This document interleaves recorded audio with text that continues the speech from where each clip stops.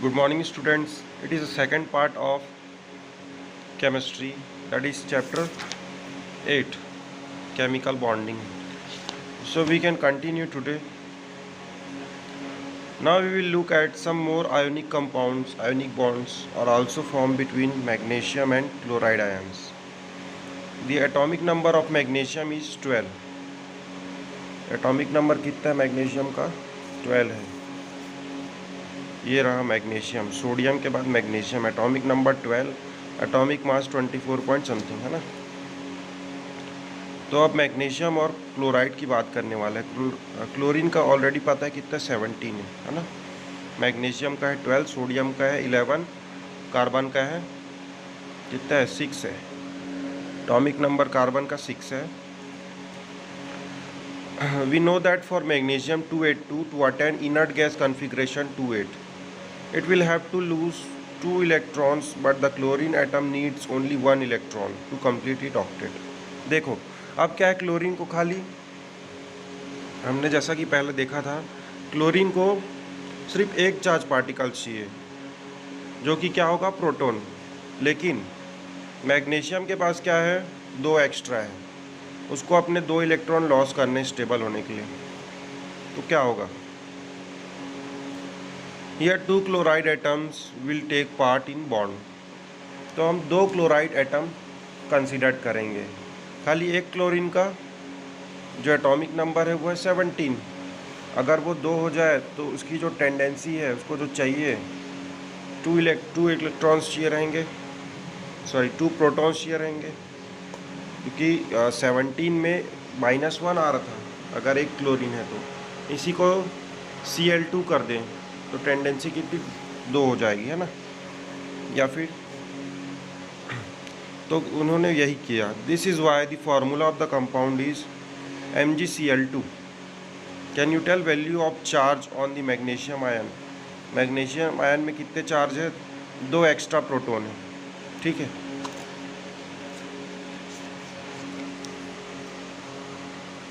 तो देखो magnesium chlorine के साथ कैसे रिएक्ट करेगा.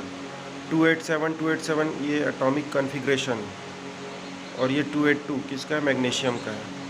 तो मैग्नीशियम के 28 हो गए क्योंकि 2 प्लस थे.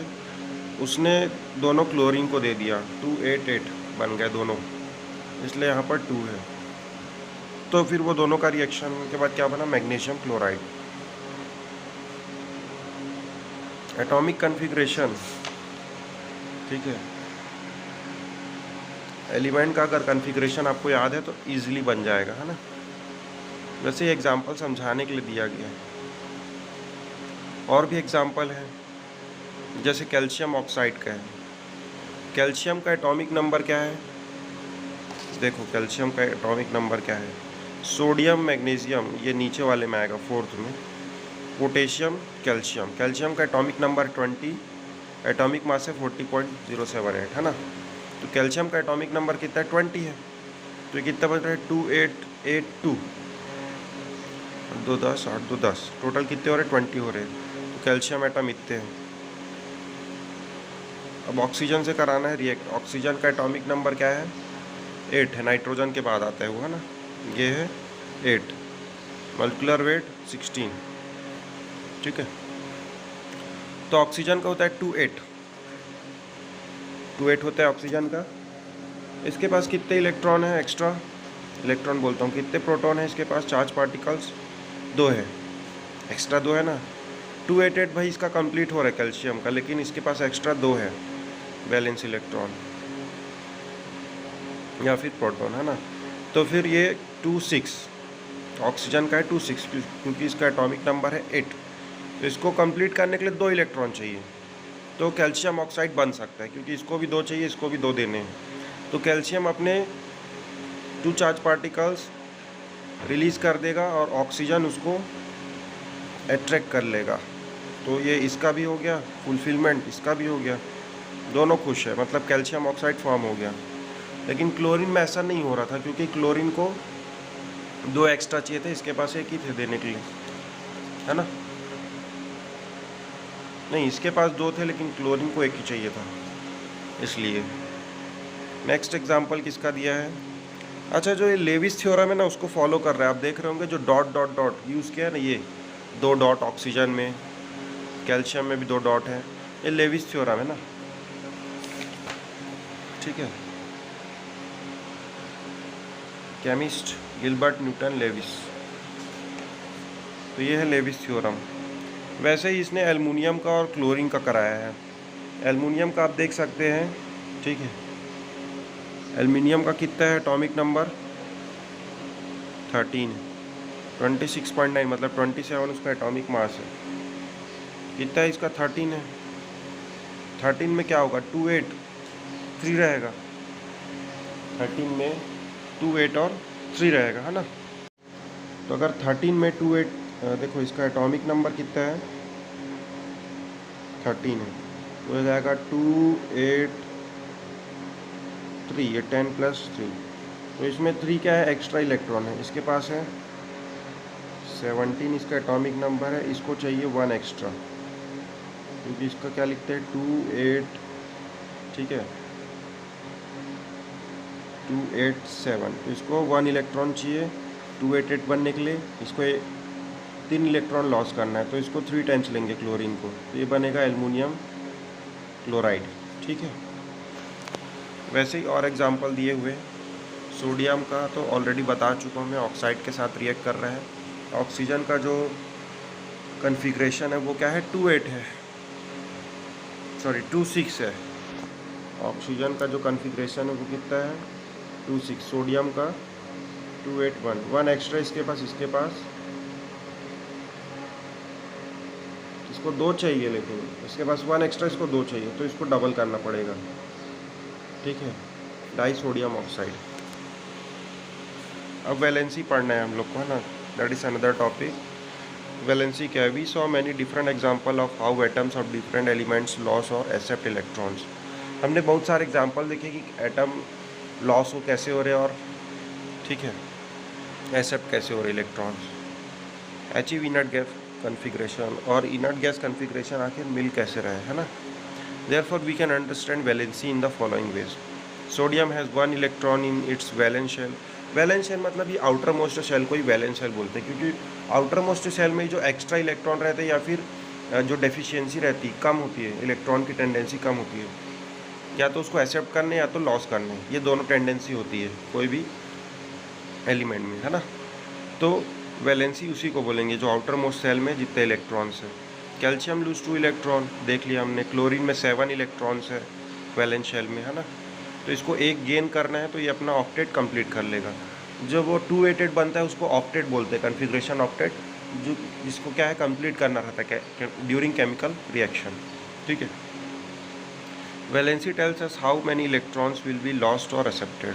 वैलेंसी में बस यही कहानी है कि कितने इलेक्ट्रॉन लॉस हो रहे, कितने एक्सेप्ट हो रहे, बस इन पे ध्यान रखना है, और कन्फिग्रेशन उनका पूरा हो रहा है कि नहीं, ठीक है। और क्या है इसमें? Element gain electron to complete their octet. हाँ, तो अगर जिसको गेन करना है, जिसकी टेंडेंसी मतलब वैलेंस शेल इलेक्ट्रॉन में एक कम है 2 8 8 करने के लिए, तो वो क्या करेगा? गेन करेगा। अगर ज़्यादा है तो वो लॉस करेगा। ये कंडीशन सभी के लिए रहेगी, ठीक है।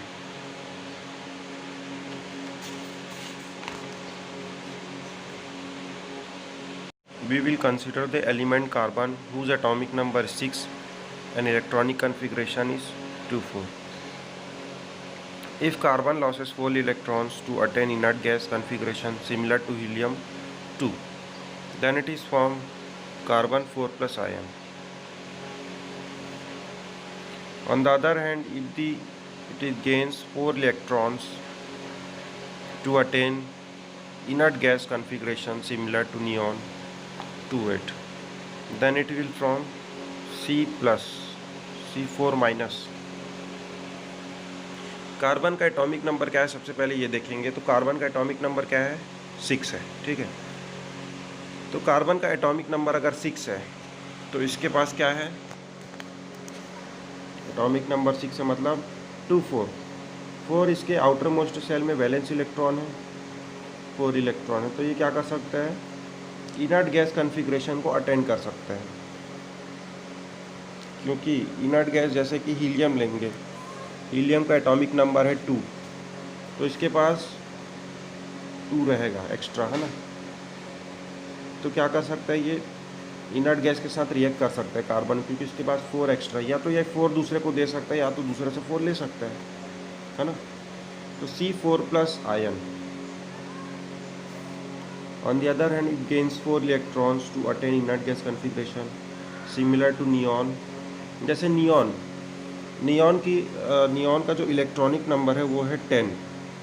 नियॉन को अगर इलेक्ट्रॉनिक नंबर 10 है तो नियॉन का कन्फिग्रेशन क्या है, 2 8 है। Then it will form C4-। कैसे बनेगा, ठीक है। अच्छा, लॉस करते हैं जब गेन करते हैं ना तो साइन चेंज होता है।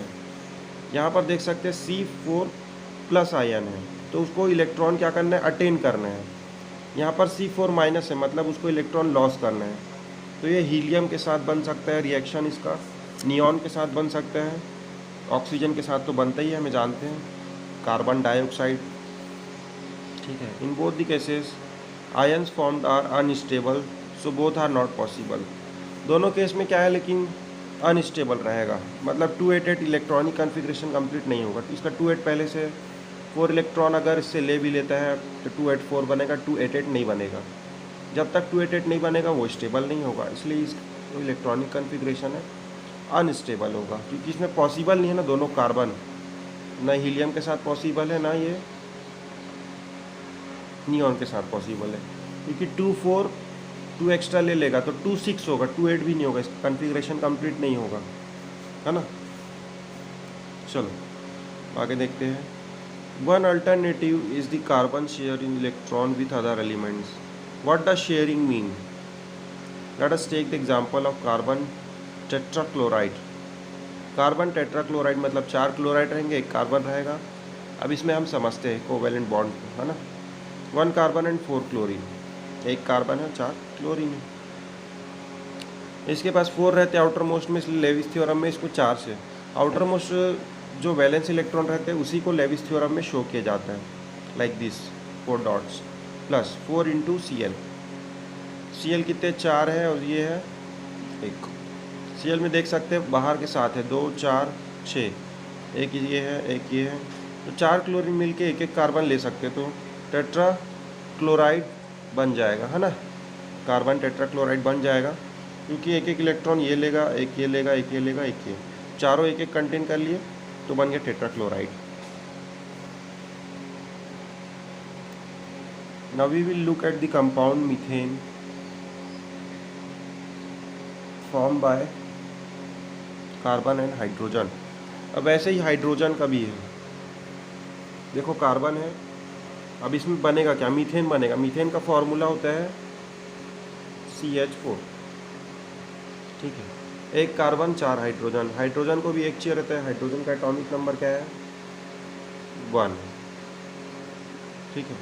उसको अपना ऑक्टेट कंप्लीट करने के लिए 2 होना पड़ेगा, क्योंकि 2 8 और 8 होता है, या तो 2 कंप्लीट हो जाए या तो 2 8 कंप्लीट हो जाए या तो 2 8 8, ये है कन्फिग्रेशन। तो हाइड्रोजन का एटॉमिक नंबर 1 है, तो इसको 1 इलेक्ट्रॉन चाहिए रहेंगे सबको, तो इससे क्या होगा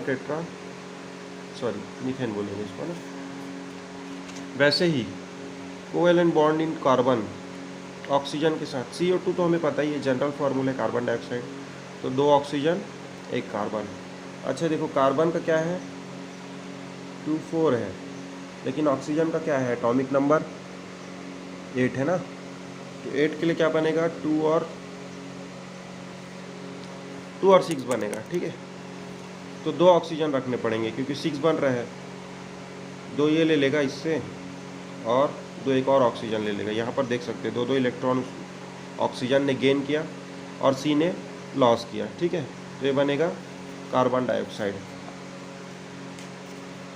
ठीक है। कोवेलेंट बॉन्ड इसी को बोलते हैं ना, कोवेलेंट बॉन्ड कब बोलते हैं इसको, जब 2 2 एलिमेंट एक के साथ रिएक्ट करेंगे तो वो कहलाएगा कोवेलेंट बॉन्ड, ठीक है।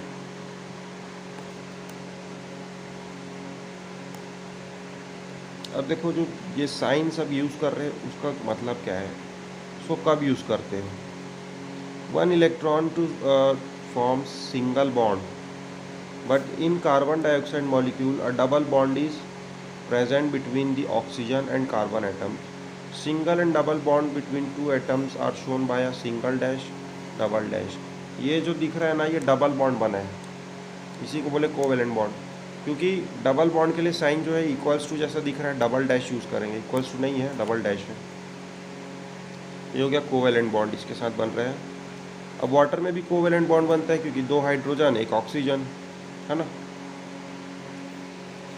H2O हाइड्रोजन का 1 ऑक्सीजन का 26 सॉरी, इसका क्या है 26 है।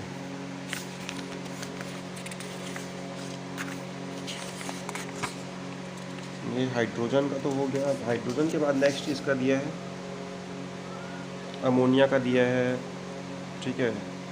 हाइड्रोजन का फिर से दिया है। तो ये सबको एक बार आपको रीड करना है, किसमें सिंगल बॉन्ड बन रहा है, किसमें डबल बॉन्ड बन रहा है, ठीक। सब कोवेलेंट बॉन्ड ही है। अब इसमें हम क्या देखने वाले हैं, आयोनिक एंड कोवेलेंट बॉन्ड, इसकी प्रॉपर्टीज़ पढ़ेंगे दोनों की, ठीक है। और क्या क्या चैप्टर में एक एग्जाम्पल दिया हुआ है, देन ओवर है ना। चलो प्रॉपर्टी पढ़ते हैं ना। Ionic and covalent bond, we saw that covalent bonds are form by sharing of electrons between atoms and ionic bonds. देखो कोवेलेंट बॉन्ड कैसे बनते हैं, इलेक्ट्रॉन को शेयर करने से, ठीक है। Covalent bonds are form by sharing electrons between atoms, दो एटम्स के बीच में अगर इलेक्ट्रॉन शेयर करें तो वो बनेंगे कोवेलेंट बॉन्ड। आयोनिक बॉन्ड मतलब are form when the valence shell of atoms gain और लॉस इलेक्ट्रॉन। जब भी क्या होता है, इलेक्ट्रॉन गेन होता है या फिर लॉस होता है, किसका, वैलेंस शेल का। वैलेंस शेल को क्या बोलते हैं, आउटर मोस्ट शेल, है ना। तो जब लॉस होता है उसी को बोलते हैं आयोनिक बॉन्ड बोलते हैं, क्योंकि उसमें प्लस और माइनस जो रहता है वो न्यूट्रल होता है। बताया था मैंने, प्रोटॉन का प्लस, इलेक्ट्रॉन का माइनस, ठीक है। The compound having ionic bond are known as ionic और electrovalent compound, and the compounds that have covalent bonds are known as covalent compounds. जो कोवैलेंट बॉन्ड से कंपाउंड बनेगा वो कहलाएगा कोवैलेंट कंपाउंड, और जो आयोनिक से बनेगा कंपाउंड वो इलेक्ट्रोवैलेंट होगा या इलेक्ट्रोवैलेंट कंपाउंड कहेंगे उसको, है ना। Now let look that properties of the two types of compounds. Properties देख लेते हैं दोनों की क्या क्या है। Usually ionic compounds are soluble in water. Ionic compound का मैं एग्जांपल बताऊं तो सबसे अच्छा NaCl, है ना, सॉल्ट, सोडियम क्लोराइड, तो ये सॉल्युबल है। Ionic compounds have high melting and boiling point, high melting और बॉइलिंग पॉइंट रहेगा, ठीक है। More energy is required to break the bonds form by the strong electrostatic force. देखो इसमें जो बॉन्ड इनके बीच बनता है उनको अलग करना बहुत ही मुश्किल है। मुश्किल इसलिए है क्योंकि इनमें काम किसका होता है, चार्ज का, एक प्लस और माइनस दोनों न्यूट्रल हो जाते हैं, तो इनका जो अट्रैक्शन फोर्स, इलेक्ट्रोस्टैटिक फोर्स रहता है बहुत ज़्यादा रहता है ना। Ionic compound ionise when dissolve in water और on melting and therefore can conduct electricity. ये आयोनाइज हो सकता है, मतलब चार्ज दे सकता है, क्योंकि इसकी जो मेल्टिंग पॉइंट है उसके कारण, और पानी में घुल सकता है उसके कारण, है ना। बैटरी में क्या है, लेड रहता है, ठीक है। लेड का यूज़ भी करते बैटरी में। वैसे ही क्या है कोवेलेंट का, usually covalent compounds are not soluble in water. Magnesium chloride नहीं घुलेगा पानी में, मैग्नीशियम क्लोराइड वाटर हो गया, ये खुद सॉल्युबल। और क्या है कोवेलेंट बॉन्ड इन ऑक्सीजन हो गया, मीथेन हो गया, गैस है मीथेन, तो कहाँ से सॉल्युबल होगा वाटर में, है ना। मेल्टिंग बॉइलिंग पॉइंट लो है इसका, इलेक्ट्रिसिटी कंडक्ट नहीं करता मीथेन गैस, है ना। Methane gas as a fuel use कर सकते हैं कुक पर्पस के लिए, बस इतना ही है। We will now examine whether different ionic and covalent compounds conduct electricity और नॉट। उसके लिए एग्जाम्पल दिया हुआ है, उसको आपको पढ़ना है ना। जिसमें क्या किया गया है, 100 to 150 ml एक वाटर लिया गया है, in each beaker prepare separate solution as describe below. इसमें ABCD बीकर्स लिया गया है 4। ए में क्या है, dissolve 2 spoonful common salt in beaker A. एक में कॉमन सॉल्ट डाला गया है, दूसरे में कैल्शियम क्लोराइड, तीसरे में है शुगर, और एक में है glucose. First insert 2 graphite rod इन बीकर ए। सबसे पहले बीकर ए में ग्रेफाइट रॉड को डाल दिया गया है, ठीक है। उसमें एक बल्ब का अरेंजमेंट है। इसको इलेक्ट्रिसिटी कंडक्टिविटी चेंज चेक करने के लिए इस एक्सपेरिमेंट को किया गया है। ए में क्या होगा, the graphite rod act as electrodes, connect this rods to a bulb. 9 volt battery है shown in figure, complete the circuit. Battery भी लगा हुआ है इसमें, है ना। बस सर्किट कंप्लीट करने के लिए देखो, इसको जो लिक्विड है उसको सर्किट कंप्लीट करने के लिए यूज़ कर रहे हैं। देख रहे हैं कि चार्ज पार्टिकल्स काम कर रहे हैं कि नहीं, तो बल्ब जलेगा कि नहीं ये पूछ रहा है। Repeat the experiment with other 3। सबके साथ ये एक्सपेरिमेंट करके देखा गया। You must have understood now the electricity is conducted by salt and calcium chloride because of electrovalent bonds, but not in glucose and sugar because they have covalent bonds. Electrovalent bond में charge develop होगा और circuit भी complete होगा, लेकिन covalent bond में नहीं होगा, है ना। आयोनिक बॉन्ड भी उसी को बोलते हैं। तो ये था आज का क्लास। होप आपको सब समझ आ गया होगा। अगर कोई भी डाउट होता है तो आप पूछ सकते हैं। सभी स्टूडेंट्स को वीडियो देखना है। Okay, thank you. तो ये केमिस्ट्री चैप्टर हमारा कंप्लीट हुआ ना, दैट इज चैप्टर 8।